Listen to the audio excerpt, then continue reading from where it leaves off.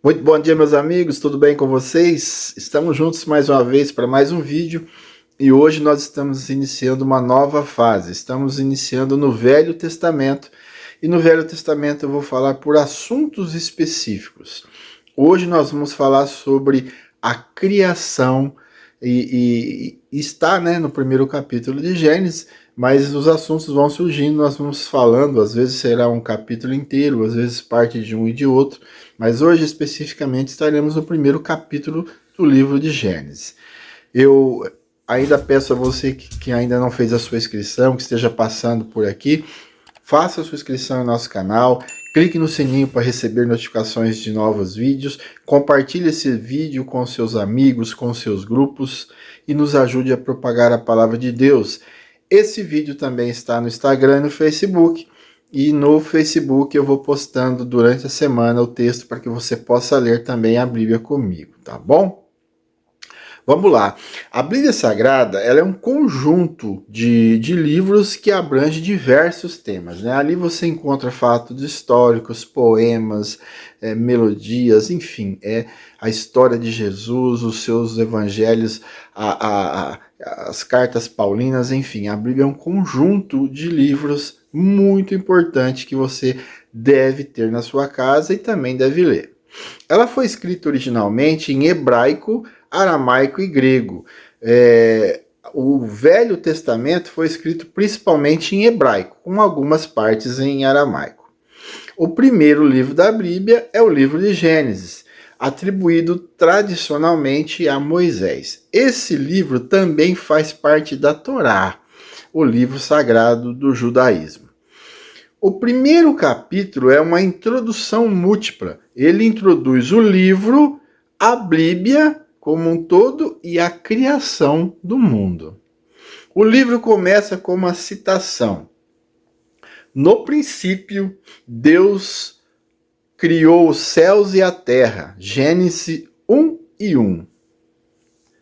Você já parou para pensar como essa frase é importante? Quer saber sobre Deus, de quem Ele é? Nessa frase você encontra a resposta. Ele criou tudo. A frase deixa claro a eternidade divina. Antes de tudo, só Ele existia. O tempo de Deus é diferente do nosso. Esse capítulo começa mostrando que a terra era sem forma e vazia, ela era inabitável. O Espírito de Deus pairava por sobre as águas, transformando a terra em um lugar adequado para receber a vida. A Bíblia traz um relato simples da criação. Esse relato é um dos conceitos mais desafiadores que confrontam o mundo moderno.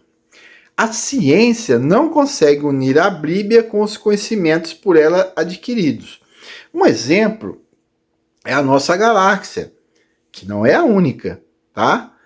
Ela gira a uma velocidade, meus amigos, em torno de 800 mil quilômetros por hora. E ela precisa de 200 milhões de anos para concluir uma única volta. Ou seja, uma única rotação demora 200 milhões de anos. A grandiosidade do universo faz com que os cientistas não levem em consideração a Bíblia. Mas é aí que entra a eternidade divina. Ele é. O conceito da criação descrito no livro é uma síntese de um poder inexplicável. Gênesis diz que Deus criou o mundo num total de 6 dias e no sétimo descansou. Há muita discussão acerca da natureza desses dias. Alguns pensam que os dias são simbólicos, já outros pensam que os dias da criação foram literais.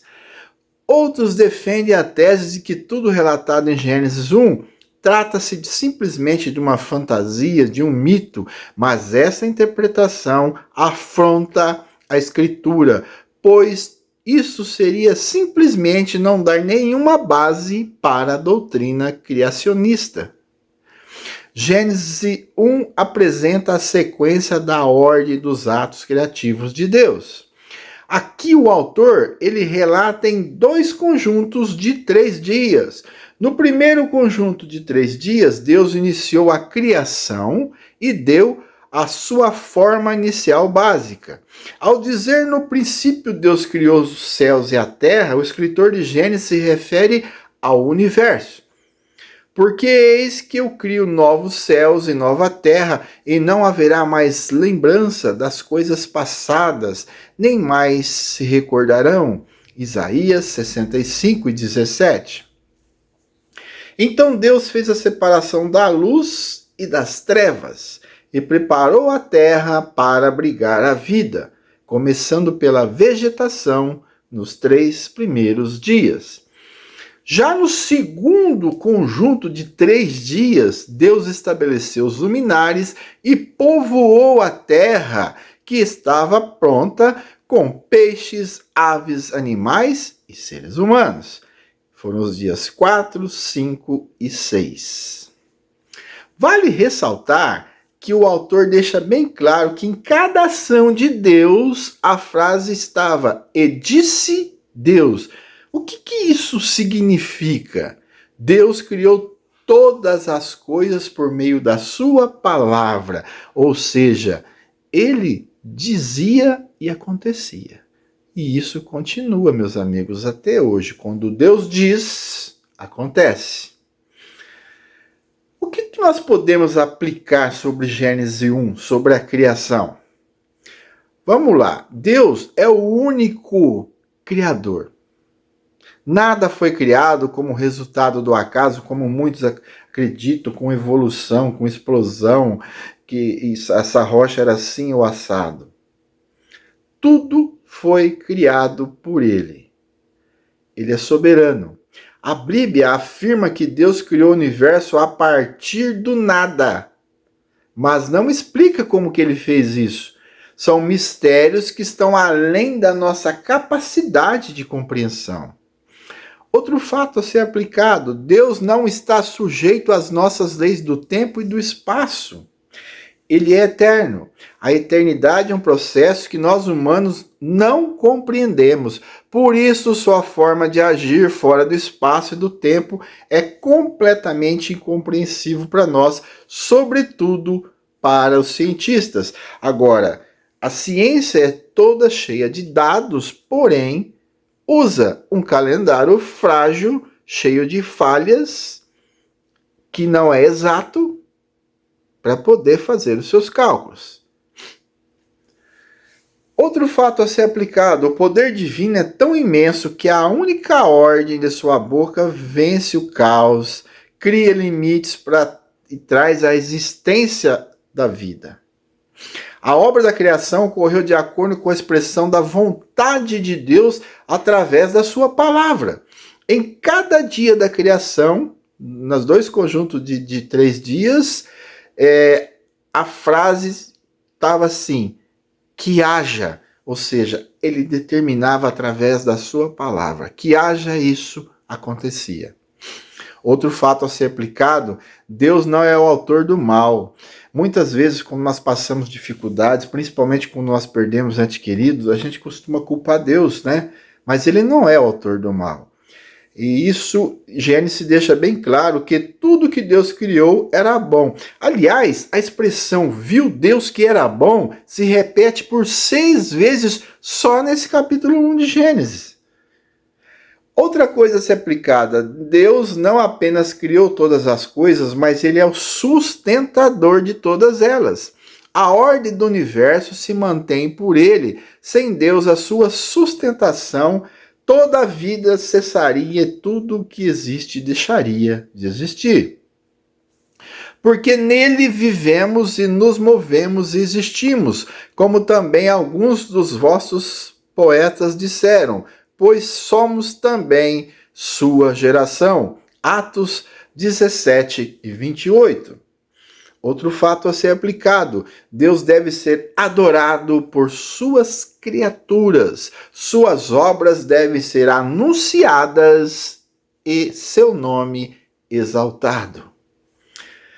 Já no versículo 26 do primeiro capítulo de Gênesis, há uma frase que tem causado muitos debates. Façamos o homem à nossa imagem, conforme a nossa semelhança. Gênesis 1 e 26. O primeiro debate é o fato de a frase estar no plural, o que deixa subentendido que seriam mais de uma pessoa.